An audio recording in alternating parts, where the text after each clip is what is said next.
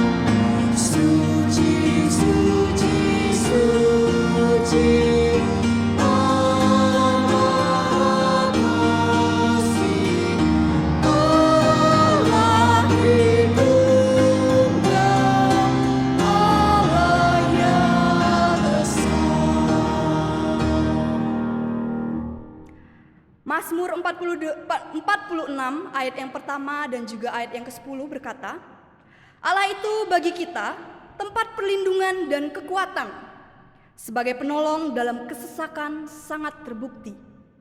Allah berkata, diamlah dan ketahuilah bahwa akulah Allah. Aku ditinggikan di antara bangsa-bangsa, ditinggikan di bumi. Jemaat dipersilakan duduk kembali. Jalan salib adalah bukti pengorbanan Yesus yang terbesar bagi kita manusia bercelah.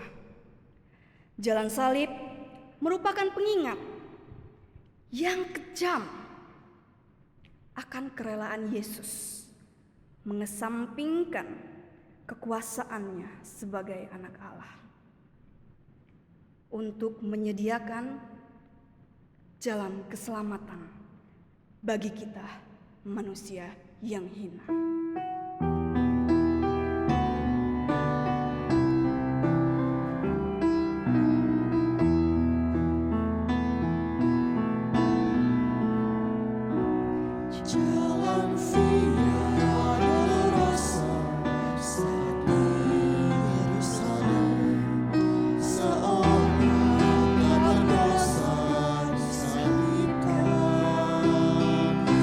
Janji dan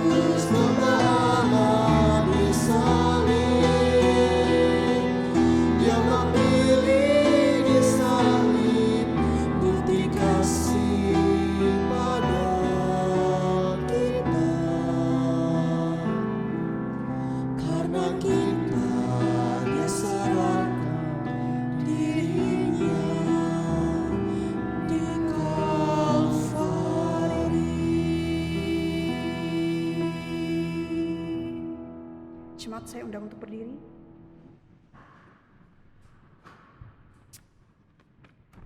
Marilah kita menundukkan kepala kita. Kita mengakui dosa-dosa yang kita perbuat di hadapan Tuhan. Mari kita masuk jauh ke dalam hati kita. Kita melihat kegelapan di dalam hati kita. Kita merenungi setiap perbuatan yang telah kita lakukan, baik yang sengaja maupun tidak sengaja di hadapan Tuhan. Kita meminta pengampunan di hadapan Tuhan.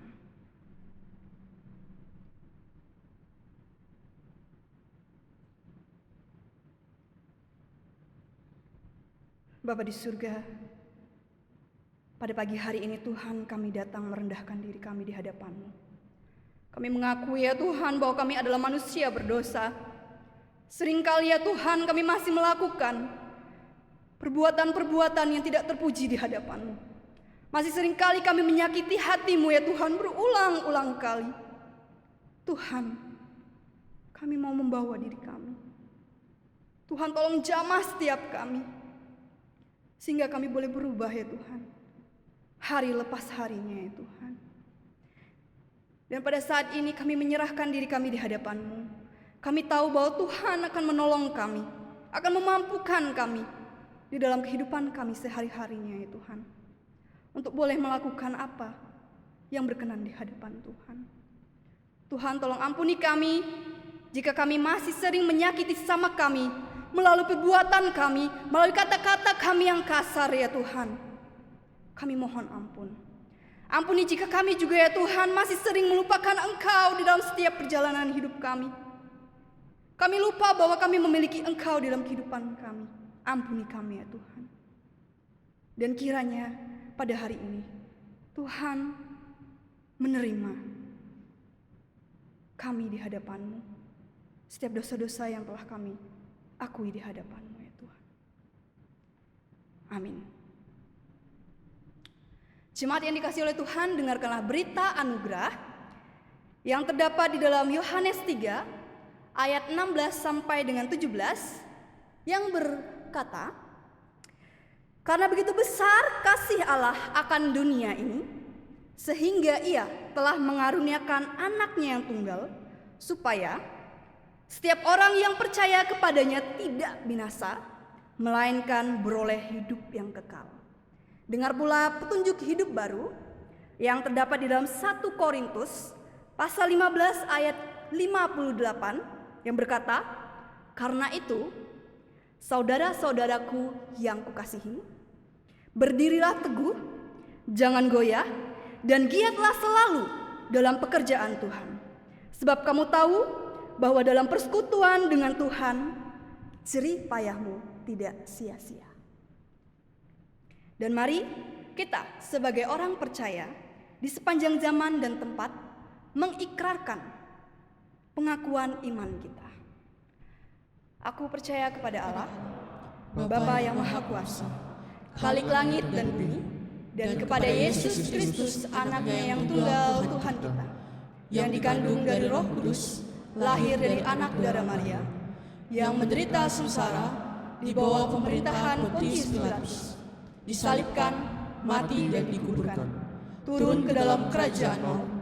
Pada hari yang ketiga, bangkit pula dari antara orang mati, naik ke surga, duduk di sebelah kanan Allah, Bapa yang Maha Kuasa.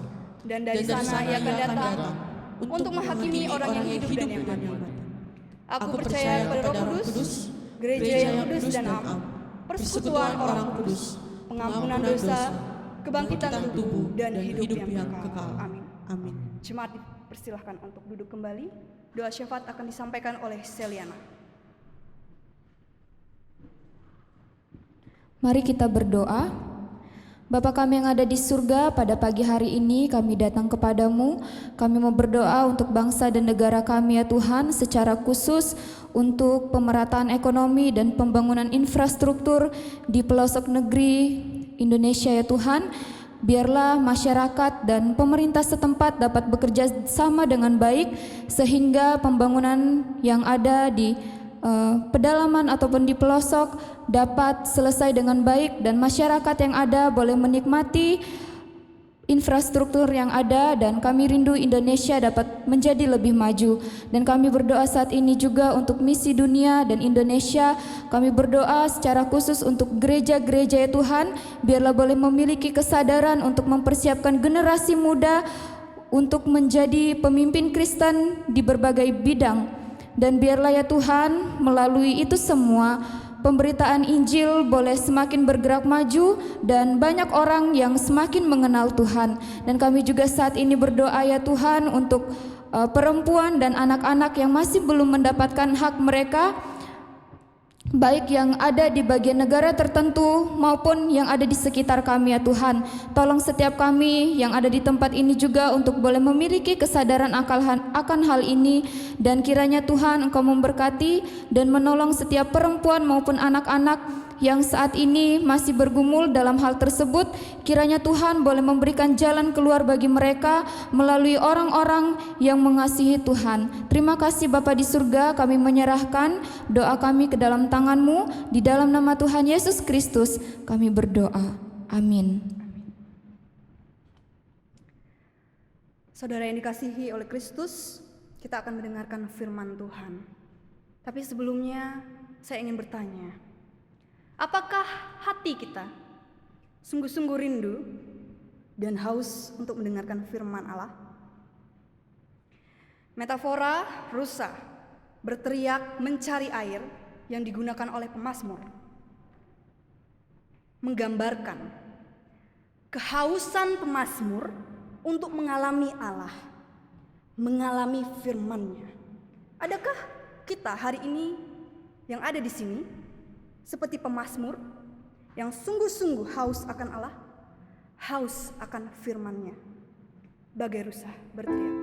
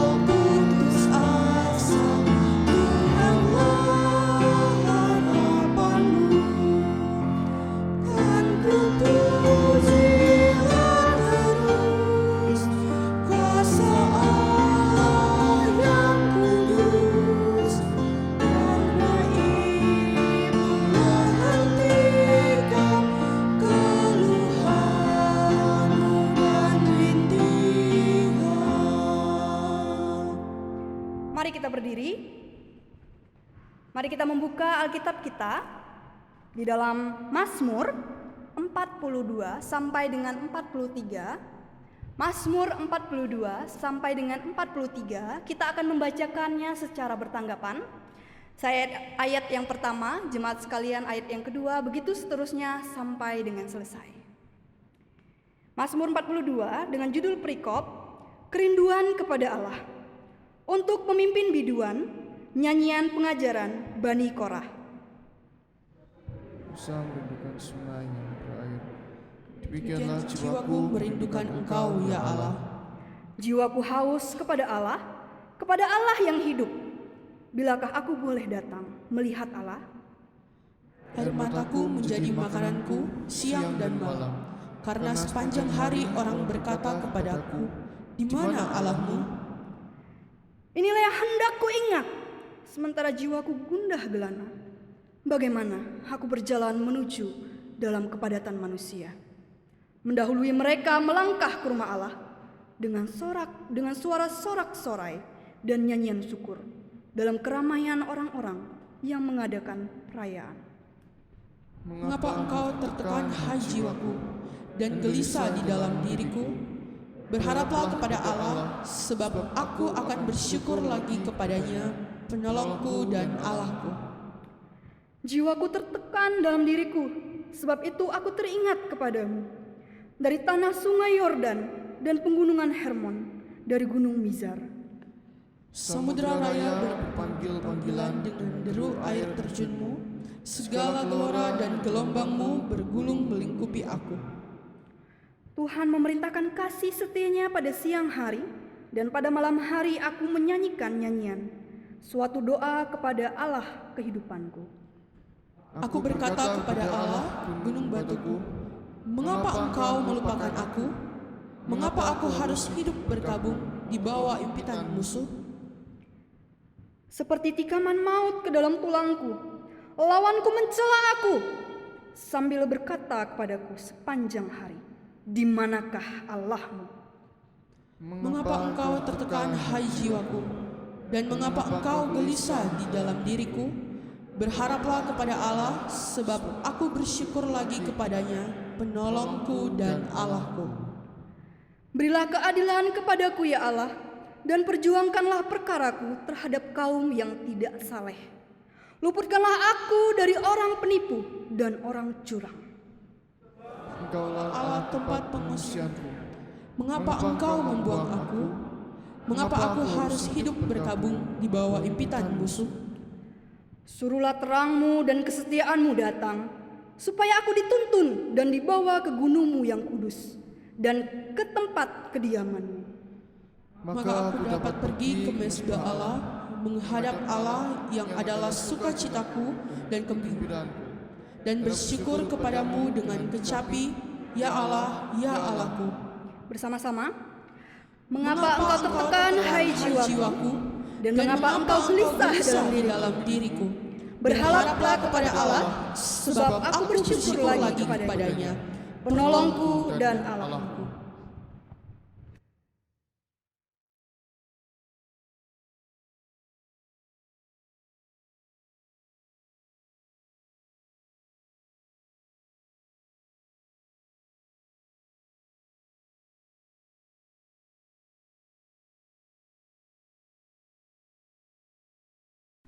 Mari kita berdoa sebelum kita merenungkan firman Tuhan. Terima kasih Tuhan untuk kasih-Mu yang sudah Kau berikan kepada kami, sehingga kami boleh belajar dari firman-Mu. Pakai urapi hamba-Mu dengan Roh Kudus-Mu, agar dia boleh menyampaikan firman-Mu yang kudus dan benar. Berkati saudara-saudara kami semua, agar firman-Mu menjadi berkat dan kekuatan untuk kami terus berjalan dalam kerinduan kami kepada Allah. Demi Yesus Kristus kami berdoa. Amin. Silakan duduk.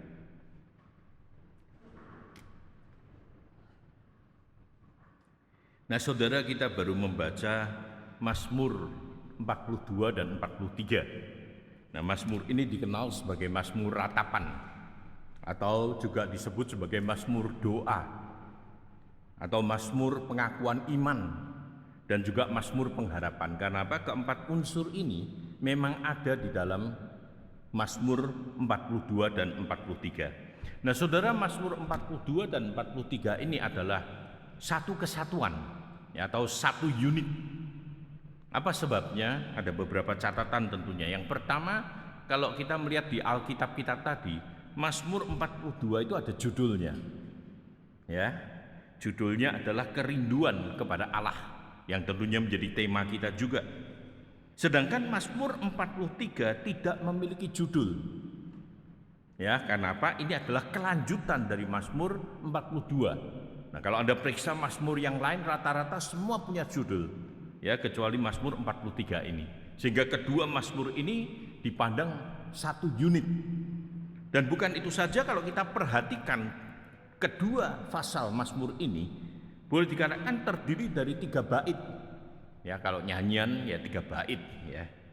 Dan tiap akhir bait tersebut ditutup dengan pujian yang sama. Ya, pujian yang sama yaitu kalau Anda perhatikan tadi 42 ayat 6, 42 ayat 12 dan 43 ayat yang kelima yang bunyinya sama. Mengapa engkau tertekan hai jiwaku dan gelisah di dalam diriku? Berharaplah kepada Allah, sebab aku akan bersyukur lagi kepadanya, penolongku dan Allahku. Sehingga saudara, ini adalah satu unit Mazmur yang memang menceritakan tentang kerinduan seseorang kepada Allah. Nah, Mazmur ini mengungkapkan kesedihan dari seseorang yang rindu beribadah dan melayani di bait Allah. Memang ada beberapa latar belakang. Ya, salah satu ada yang mengatakan ini adalah Mazmur yang ditulis pada saat Daud dikejar-kejar oleh Absalom, anaknya, atau bahkan ada yang mengatakan Daud dikejar-kejar oleh Saul sehingga harus lari ya jauh dari Yerusalem dan sebagainya.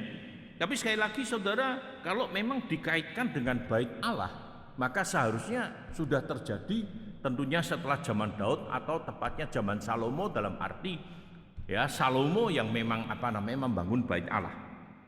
Nah, Mazmur ini mengungkapkan kesedihan dari seorang yang rindu beribadah kepada Allah dan rindu melayani di bait Allah. Beberapa penafsir mengatakan kemungkinan pemazmur ini adalah salah seorang penyanyi di bait suci. Ya, karena apa? Ya, dikatakan bahwa ya rindu untuk bersorak-sorai beribadah di sana.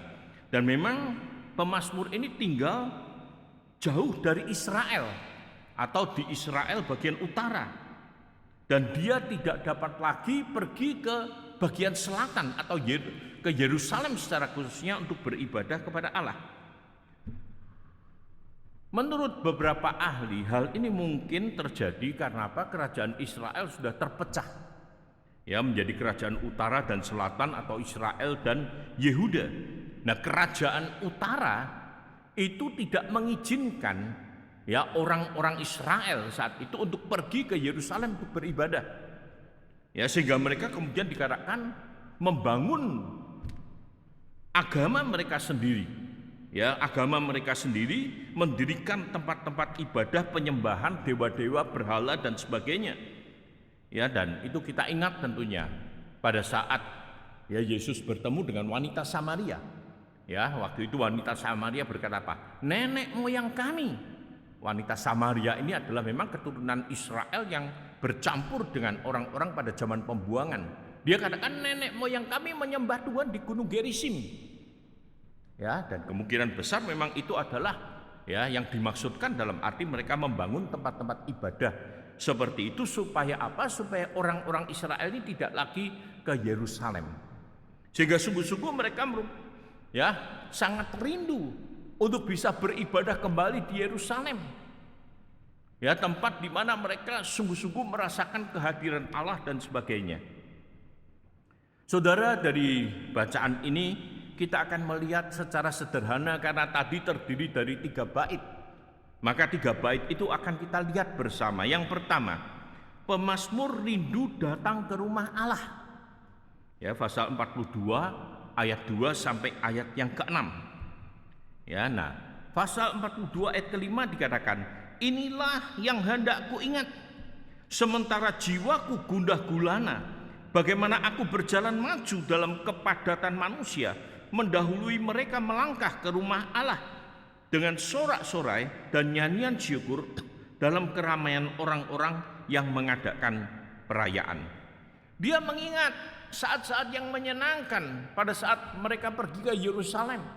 Mereka dikatakan berbondong-bondong ke sana dengan sukacita untuk pergi ke Yerusalem untuk apa? Untuk merayakan perayaan-perayaan atau festival. Ya, mereka di sana untuk apa? Untuk mempersembahkan korban dan sebagainya. Dan kita ingat ya, seperti yang dicatat di dalam Injil Lukas, waktu Yesus berusia 12 tahun, dia bersama dengan Yusuf, Maria, bahkan dengan keluarga-keluarga lain bersama-sama pergi ke Yerusalem untuk beribadah di sana. Jadi mereka, ya, pemazmur ini ingat keindahan-keindahan yang ada pada saat itu. Dalam arti dia merindukan lagi untuk bisa datang ke Bait Allah. Dan walaupun dia rindu untuk datang ke Bait Allah, ya, walaupun dia ingin ke sana, tapi oleh karena tadi, ya, perpecahan dan larangan, dia tidak bisa ke sana. Dan menariknya, saudara, kerinduan pemazmur untuk datang kepada Allah, untuk beribadah kepada Allah, digambarkan dengan seekor rusa yang merindukan air yang sejuk. Mengapa digambarkan dengan seekor rusa yang merindukan air yang sejuk? Saudara, mungkin kalau kita lihat dari konteks Indonesia, mungkin agak sulit untuk memahami kenapa rindu kepada Allah seperti rusa yang merindukan air yang sejuk. Ya, karena apa? Karena memang air ada di mana-mana, apalagi di kampus kita. Ya, air sangat banyak, berlimpah, segar, indah. Bahkan di tempat lain kalau musim-musim hujan begini, air justru menjadi banjir dan sebagainya. Tapi di Israel, saudara, ya, rusa akan kesulitan untuk mencari air. Ya, memang gambar yang ditampilkan ini adalah padang gurun Sin. Ya, saya bersyukur ya tahun 2015 sempat ke Israel ya dan mengunjungi padang gurun Sin ini. Memang dari atas melihatnya dan ditunjukkan di padang gurun Sin ini ada rusa gunung istilahnya. Ya, yang tinggal di perbukitan dan di pegunungan ya padang gurun Sin. Ya, dan mereka waktu itu memang agak pagi, dikatakan biasa pagi berjemur. Ya, dosen yang mengajar tentang geografi Israel saat itu, ya, dikatakan bahwa kalau kita beruntung bisa kelihatan rusa, dan ternyata memang waktu itu beruntung banyak rusa yang sedang berjemur di sana. Dan dia katakan nanti kalau sudah panas, rusa ini akan kepanasan dan kemudian mencari air.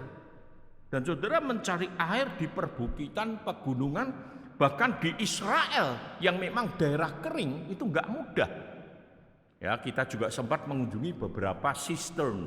Sistern ini adalah sumur yang digali di beberapa tempat, yang sebetulnya adalah tujuannya untuk menampung air hujan. Sehingga dikatakan setiap desa atau setiap kota itu pasti ada 1 atau 2 sistern, yaitu galian seperti sumur, ya, yang kemudian untuk menampung air hujan, dan air hujan ini dihemat-hemat untuk dipakai untuk kebutuhan mereka. Jadi saudara, memang air sangat sulit sehingga rusa harus berjalan kadang jauh, ya nggak tahu apakah berkilometer atau beratus-ratus meter untuk apa bisa mendapatkan air. Dan kalau bertemu dengan air dari sungai yang mengalir, saya yakin mereka akan minum dengan lahapnya. Ya, kita ingat juga kalau Anda sering lihat National Geographic, ternyata cari air, minum air ini sangat berbahaya untuk rusa atau untuk ternak yang lain seperti kerbau, banteng atau apa.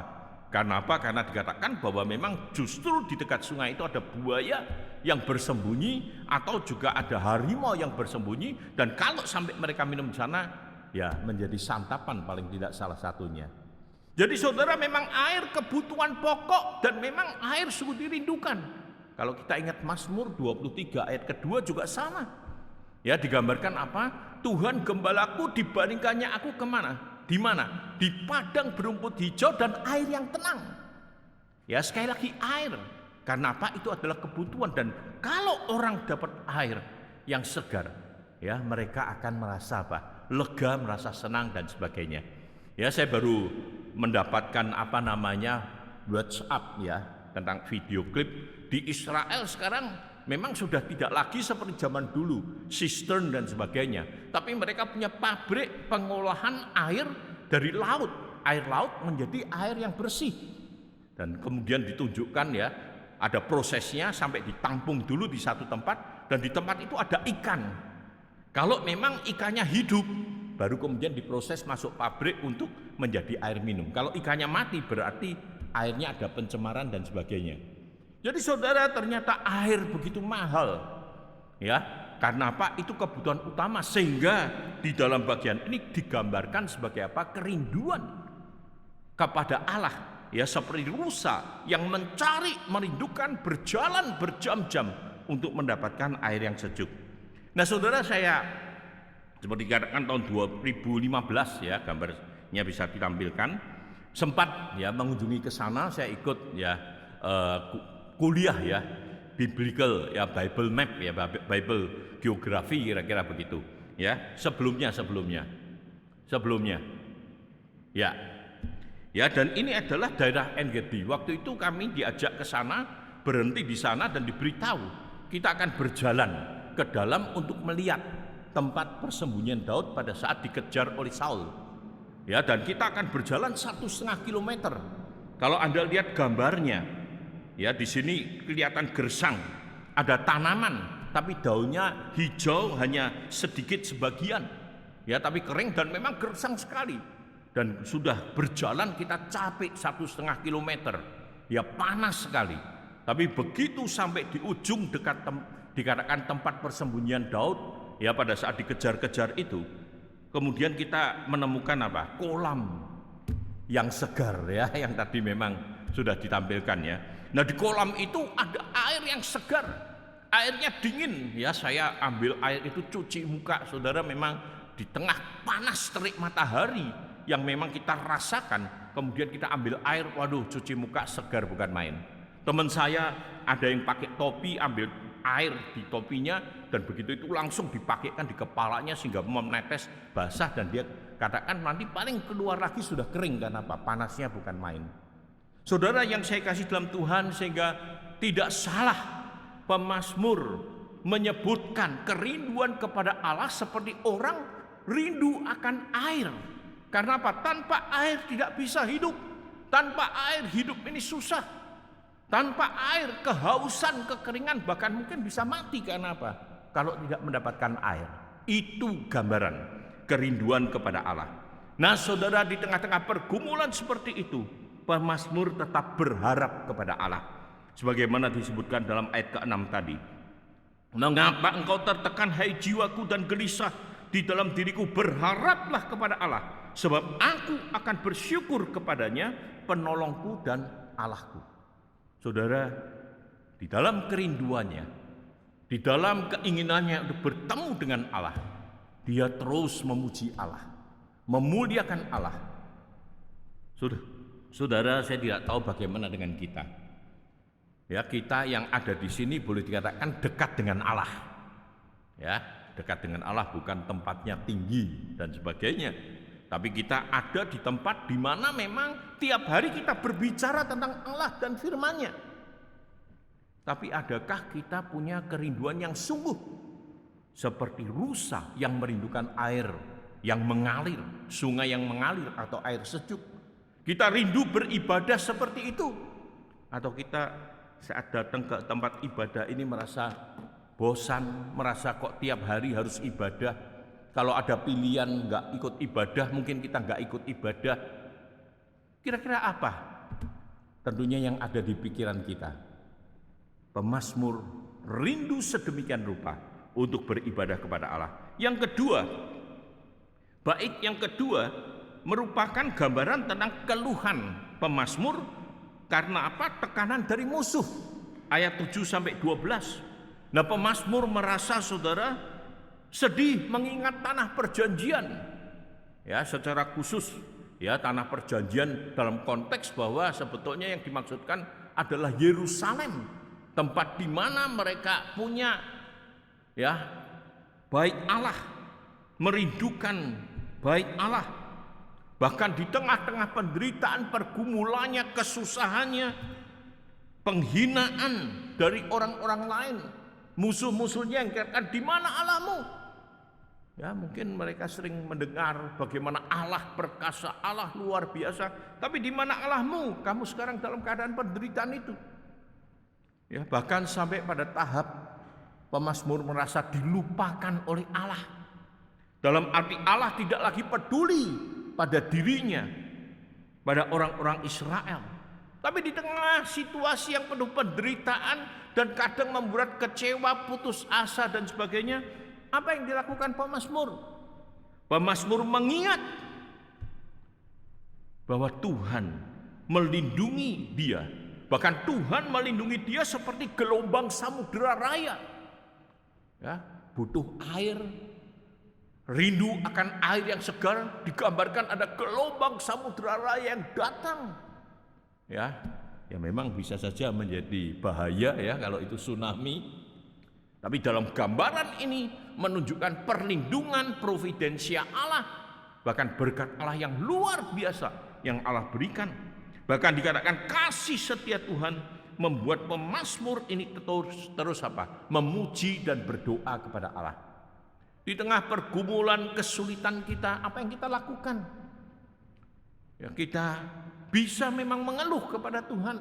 Mungkin kita merasa berhak, mengapa ini terjadi, mengapa itu terjadi, padahal saya sudah begini, saya sudah begitu. Tapi justru pemazmur memberikan contoh yang indah. Di tengah situasi seperti itu, dia justru memuji dan berdoa kepada Allah. Bahkan kembali saudara, bagian kedua atau bait kedua dari mazmur ini ditutup dengan pujian yang sama. Dikatakan, mengapa engkau tertekan hai jiwaku dan gelisah di dalam diriku? Berharaplah kepada Allah, sebab aku akan bersyukur lagi kepadanya, penolongku dan Allahku. Sehingga setiap kali dia bergumul mengingat penderitaannya, ada begitu banyak kerinduan-kerinduan yang ada. Dia dicela, dihina oleh musuh, dia mungkin tertekan. Bahkan ada juga tadi kalimat katakan seperti ditikam oleh pedang dan sebagainya. Dia kembali ingat apa? Ingat akan Allah yang baik yang memelihara dia, sehingga dia menaikkan puji-pujian dan ucapan syukurnya kepada Allah. Yang ketiga dan yang terakhir, doa pemazmur kepada Allah. Nah, pemazmur berdoa di dalam ayat yang pertama pasal 43, minta keadilan dari kaum penipu dan orang curang. Ya, kadang saudara memang menyedihkan ya. Orang yang curang, penipu, orang yang tidak jujur kelihatannya hidupnya lebih nyaman. Ya, saya belum pernah naik Rubicon. Ya, kalau naik Mercedes sering ya. Baik itu apalagi dulu waktu kuliah saudara, saya paling sering naik Mercedes. Ya, Mercedes Benz ya. Kalau berangkat pelayanan pakai bis. Bisnya itu Mercedes Benz ya. Berangkat naik bis, pulang naik bis sampai bosen naik Mercedes, saya bilang gitu. Tapi Rubicon belum pernah. Ya. Saya bayangkan pemilik Rubicon punya uang 52 miliar. Ya, banyak orang menghitung-hitung rasanya tidak mungkin. Itu kerja selama 500 bulan. Atau kerja selama berapa? Ya 500 bulan itu sama dengan 40 tahun, padahal umurnya baru berapa, kira-kira begitu. Saudara, ya kadang kita melihat orang yang begitu menikmati segala kebaikan, menikmati segala kenikmatan. Kadang kita berpikir, wah saya nggak ingin lah 56 miliar, 10%-nya saja ya kalau diberi perpuluhan. Perpuluhan dibagi 10 lagi ya nggak apa-apa, kira-kira begitu. Kadang kita berpikir, ya bagaimana penderitaan kita, bagaimana kesulitan kita, melihat orang yang menipu, orang yang curang, hidup dengan nyaman. Kadang kita minta keadilan Allah. Tapi sekarang mau nggak kalau Anda dikasih Rubicon seperti yang sekarang ini lagi viral? Tentunya kita nggak mau ya. Rubicon tapi masuk penjara, kira-kira begitu ya. Nah saudara, dia minta keadilan. Dia serahkan beban beratnya pergumulan hatinya kepada Allah. Dia memang berkabung. Dia sedih. Ya, dia mengalami himpitan dari musuh. Tadi dikatakan penghinaan yang disebutkan bahwa apa? Di mana Allahmu? Dia mengalami kesusahan, kesedihan dan sebagainya. Tapi dia berdoa kepada Allah, membawa pergumulan dan masalah yang dia hadapi kepada Allah. Saudara, dan kemudian pemazmur merindukan. Ya, setelah dia berdoa kepada Allah, dia rindu. Rindu apa saudara? Dituntun ke gunungmu yang kudus. Atau dituntun ke Yerusalem, ke bait Allah. Untuk apa? Untuk bisa beribadah kepada Allah. Dipimpin untuk bisa menghadap Allah. Sumber sukacita, kegembiraan, dan bersyukur kepada Allah dengan kecapi. Nah ini karena ada kata kecapi, ada yang mengatakan ini ditulis pada zaman Daud, ya, tapi kalau itu bait Allah tentunya ya tidak, konteksnya berbeda. Kenapa? Kecapi adalah alat musik yang banyak dipakai tentunya. Hanya memang Alkitab mencatat bahwa Daud yang sering memainkan kecapi. Jadi saudara rindu untuk datang kepada Allah, rindu untuk beribadah kepada Allah. Dan kemudian kembali dalam kerinduan kepada Allah, dalam tekanan karena musuh, dalam doa dan harapannya, pemazmur kembali memuji Allah dan mengatakan dalam 43 ayat 5, mengapa engkau tertekan hai jiwaku dan gelisah di dalam dirimu? Berharaplah kepada Allah sebab aku akan bersyukur lagi kepadanya, penolongku dan Allahku. Bagaimana dengan kita hari ini? Kalau kita menghadapi masalah, kita menghadapi beban berat, apa yang kita lakukan? Saudara, kadang kita justru ya dengan zaman medsos ini, kita pakai medsos untuk menunjukkan penderitaan, kesusahan kita.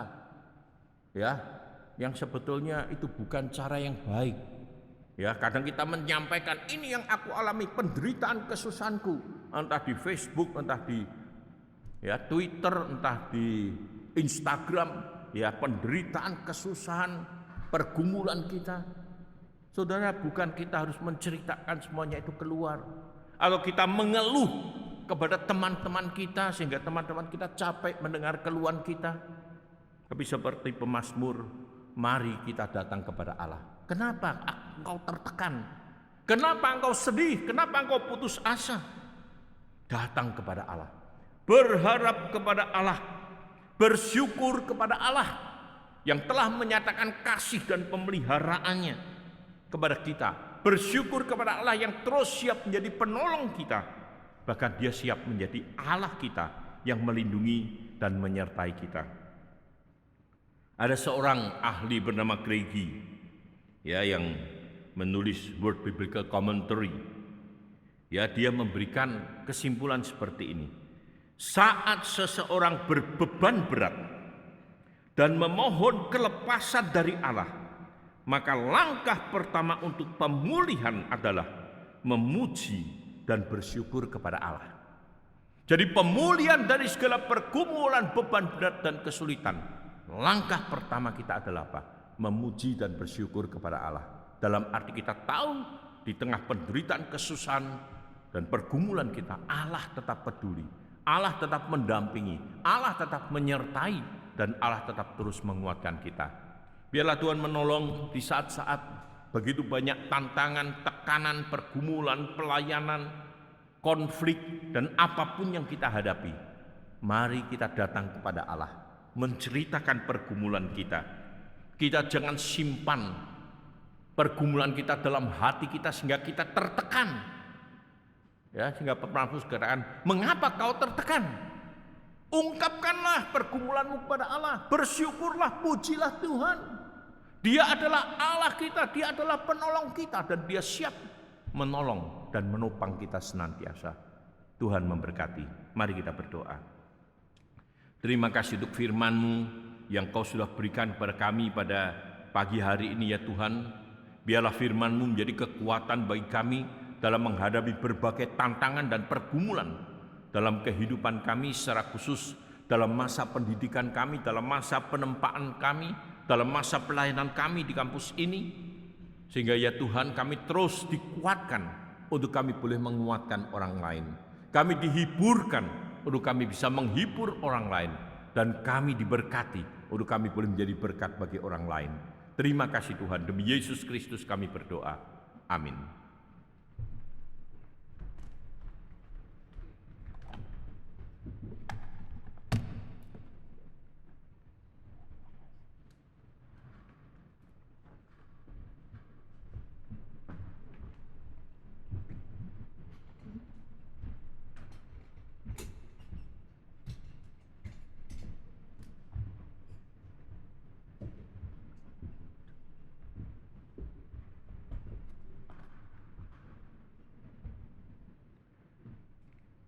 Berkat tidak selalu berupa materi atau benda-benda yang bisa kita lihat dan kita pegang, tetapi bisa berupa banyak hal. Saat kita datang kepada Allah dengan jiwa yang tertekan, kita diberikan kelegaan. Saat hati kita gelisah, kita datang kepada Tuhan, kita diberikan ketenangan. Amin. Saya percaya hari ini kita semua mendapatkan berkat itu melalui firman yang telah disampaikan. Katakan kepada kiri kanannya bahwa aku diberkati.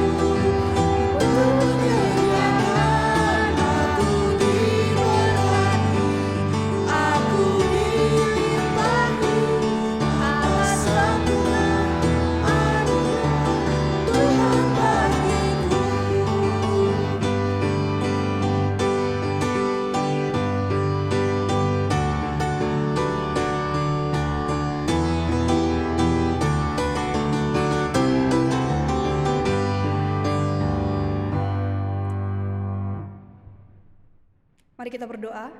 Bapa di surga, pada hari ini Tuhan, kami datang kepadamu.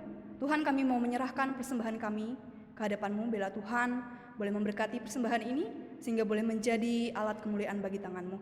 Terima kasih ya Tuhan, Tuhan terus memberkati setiap anak-anak-Mu yang telah memberikannya di hadapan-Mu dengan tulus dan sukarela di hadapan-Mu ya Bapa. Terima kasih ya Tuhan, ini doa kami. Di dalam nama Tuhan Yesus kami berdoa dan mengucap syukur. Haleluya. Amin. Roma 11 ayat 37 berkata, sebab segala sesuatu adalah dari Dia, dan oleh Dia, dan kepada Dia. Bagi Dialah kemuliaan sampai selama-lamanya. Doksologi dan berkat akan disampaikan oleh Pendeta Amos Winarto.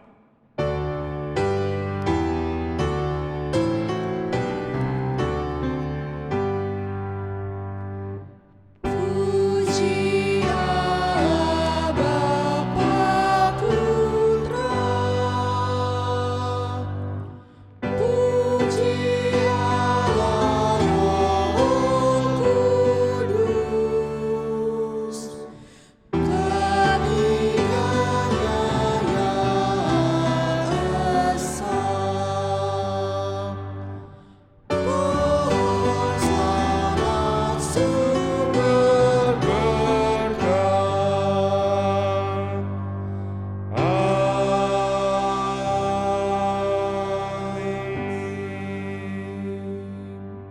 Saudara yang kasih Tuhan, mari kita mengarahkan hati kita kepada Tuhan sumber segala berkat itu. Mari kita memohon berkat darinya. Kiranya Allah Bapa sumber pengharapan itu memenuhimu dengan segala sukacita dan damai sejahtera di dalam imanmu kepada Tuhan Yesus Kristus, supaya oleh kekuatan Roh Kudus kamu berlimpah-limpah dalam pengharapan. Tulanglah, jadilah berkat bagi banyak orang, berharaplah senantiasa kepada Tuhan, karena Tuhan Tritunggal sudah memberkatimu mulai hari ini dan seterusnya. Amin.